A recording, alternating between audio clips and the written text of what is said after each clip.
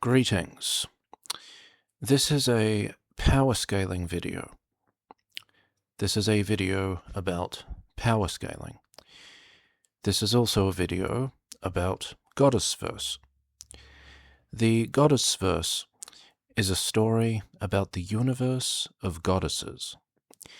I am the author of Goddessverse. Today I'm going to be talking about how powerful the characters in my novel are.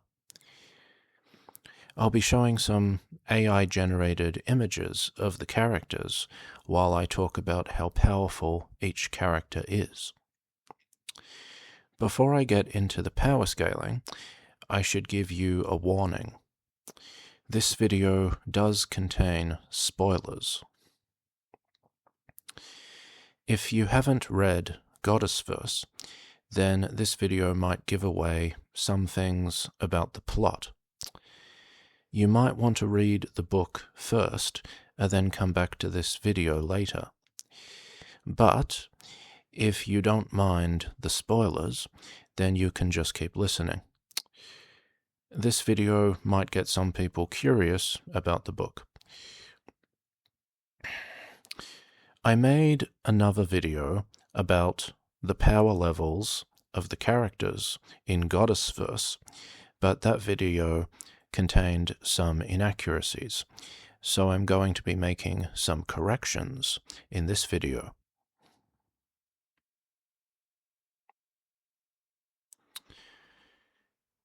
I'll start by talking about the bird. The bird is a super powerful, super intelligent pterodactyl. The bird is technically not a bird. The bird is actually a pterosaur. But the bird is called the bird because that is his name. The bird is a star-level character. The bird is not a goddess. The Goddessverse is a story about goddesses, but the bird is not a goddess. However, the bird does play the role of mentor to a goddess. So, the bird is not a goddess, but he is the teacher of a goddess. The bird is about as powerful as a star-level goddess. A star-level goddess is typically the goddess of a star, and the goddess of a star is usually around the level of a starbuster. That's the level that the bird is on. The bird is on the same level as a star-level goddess, the goddess of a star. In terms of destructive capability, the bird is a starbuster. The bird is a male pterodactyl, but his powers are somewhat similar to the powers of some of the goddesses in the story. The bird is a lot stronger than the goddess of the earth, but the bird is a lot weaker than the goddess of the galaxy. In the world of Goddessverse, the goddess of a planet is typically a planet buster, the goddess of a star is typically a starbuster, the goddess of a galaxy is typically a galaxy buster, and so on. The power level of a goddess is usually determined by what the goddess happens to be the goddess of. But things are actually a bit more complicated than that. The mental and emotional state of the character also plays a significant role in how powerful they are.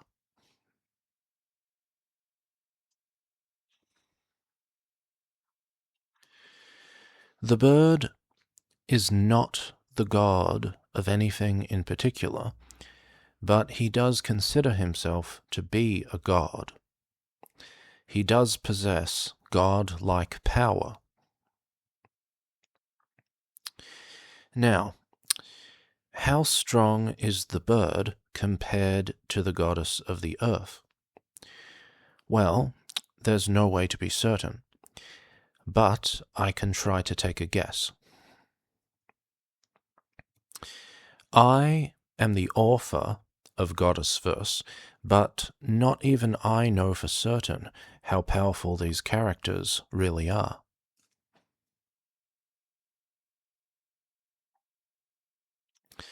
I only have a vague idea of how powerful these characters are, but I am making this video to give people a fairly accurate idea of roughly how powerful the characters are. I've already stated that the bird is a star-level character. So, let's compare the Earth to the Sun.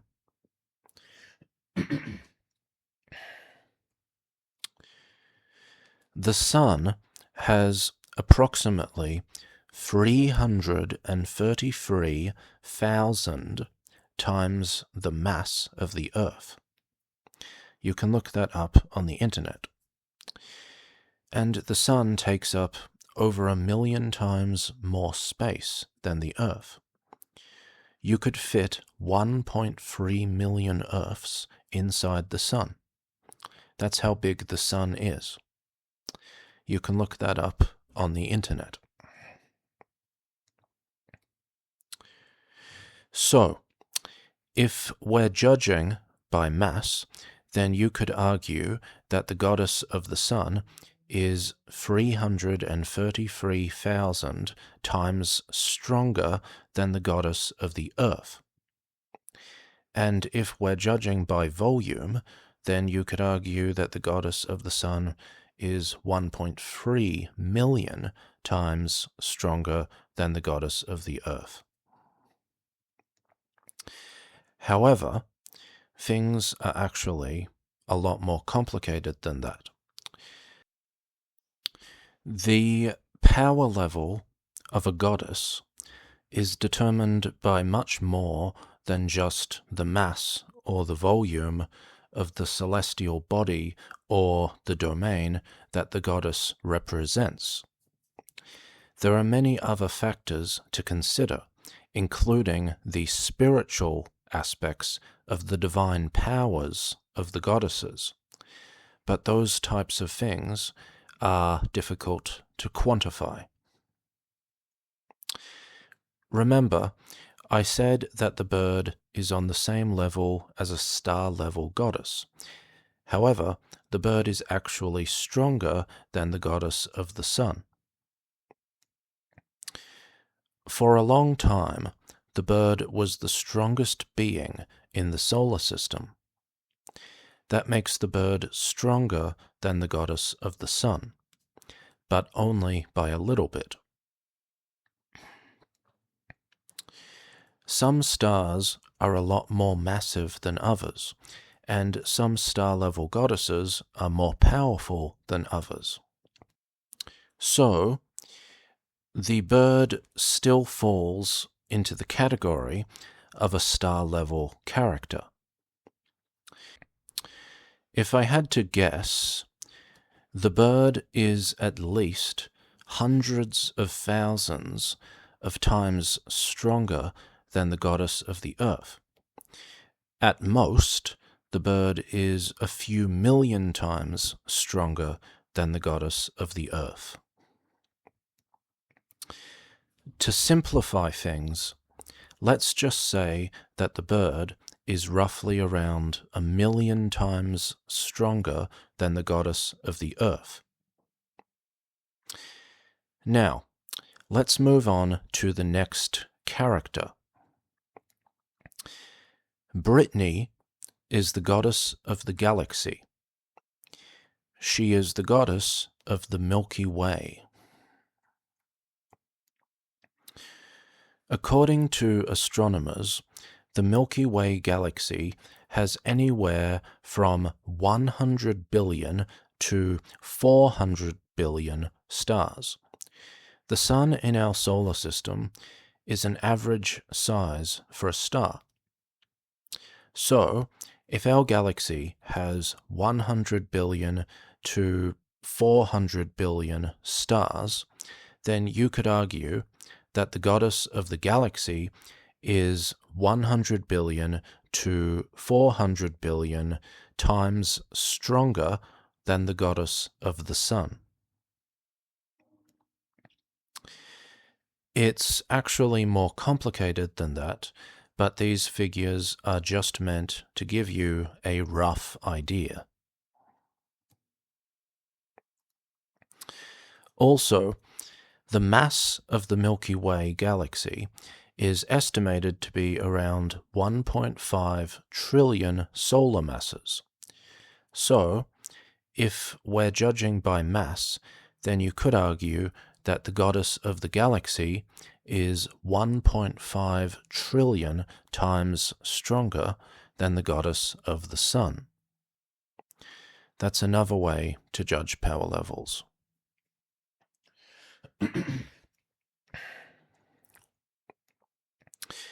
How strong is Brittany compared to the bird? Well, there are billions of stars in the galaxy. So, if the bird is a star-level character, then the goddess of the galaxy is probably billions of times stronger than the bird. Even if the bird is several times stronger than the goddess of our Sun, and even if the Milky Way only has 100 billion stars, that still makes the goddess of the galaxy tens of billions of times more powerful than the bird. So, even if we're being generous to the bird, he's still much weaker than Brittany. Now, let's move on to the next character, the goddess of love. The goddess of love has an intergalactic or multi-galactic level of power. The goddess of love is not a destructive character, but she could probably destroy a cluster of galaxies with a single attack, if she ever felt the need. In the world of Goddessverse, love is a cosmic power. Love is a fundamental aspect of the universe. However, love is not the only aspect of the universe. So, even though the goddess of love gets her power from universal love, that does not make her a universe-level character. It's hard to calculate how strong the goddess of love is, but I would say that she is about 1,000,000 times stronger than Brittany. In other words, the goddess of love is roughly 1,000,000 times stronger than the goddess of the Milky Way. But, and here comes the spoiler, when the goddess of love becomes the goddess of the universe, the goddess of love becomes a lot more powerful. It's hard to determine the exact strength of the goddess of the universe, but I can give you a very rough idea of how strong she might be. Astronomers are now estimating that there are approximately 2 trillion galaxies in the universe. The previous estimate was around 100 billion galaxies. But now, astronomers are saying that there are most likely about 2 trillion galaxies in the universe. The Milky Way is an average size for a galaxy. So, if there are over 1 trillion galaxies in the universe, then the goddess of the universe is most likely over 1 trillion times more powerful than the goddess of the galaxy. But that doesn't even take into account the vast amount of empty space between those galaxies. If the goddess of the universe is a universe buster, then the goddess of the universe has to be strong enough to destroy not only all of the galaxies in the universe, but the space-time continuum as well. So, the goddess of the universe might be quadrillions of times stronger than the goddess of the Milky Way. It's very difficult to determine just how strong the goddess of the universe actually is. The next character that we need to talk about is Mistress Multiverse. Mistress Multiverse calls herself Mistress Multiverse because she plans to take over the multiverse. However, Mistress Multiverse starts off as a galaxy-level goddess. Mistress Multiverse starts off as the goddess of a galaxy. But she's not just the goddess of any galaxy. She's the goddess of the largest galaxy in the universe. The largest galaxy that we know about is called IC 1101. It is estimated to contain roughly 100 trillion stars, and it has an estimated mass of roughly 100 trillion solar masses. Let's compare that to the Milky Way. The Milky Way has 100 billion to 400 billion stars, and it has a mass of about 1.5 trillion solar masses. The Milky Way is much smaller than IC 1101. If the self-proclaimed Mistress of the Multiverse is the goddess of the largest galaxy in the universe, then we can try to guess her level of power by considering the IC 1101 galaxy. The mass of the IC 1101 galaxy is roughly 75 times greater than that of the Milky Way galaxy, and the IC 1101 galaxy has about 250 to 1,000 times more stars than the Milky Way galaxy. So, if we judge by mass, then Mistress Multiverse is about 75 times stronger than Brittany. And if we judge by stellar population, then Mistress Multiverse is about 250 to 1,000 times stronger than Brittany. The two of them are both galactic goddesses, but Mistress Multiverse is significantly more powerful than Brittany.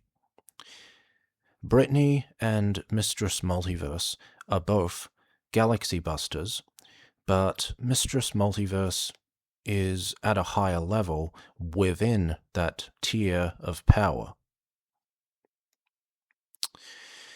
Here comes another spoiler. Mistress Multiverse eventually becomes the goddess of the multiverse.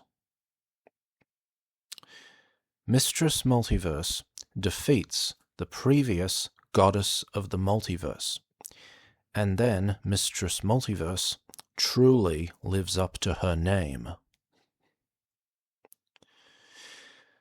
Mistress Multiverse gradually works her way up from being the goddess of a galaxy to being the goddess of the multiverse. She has a few setbacks, but she eventually realizes her dream of conquering the multiverse.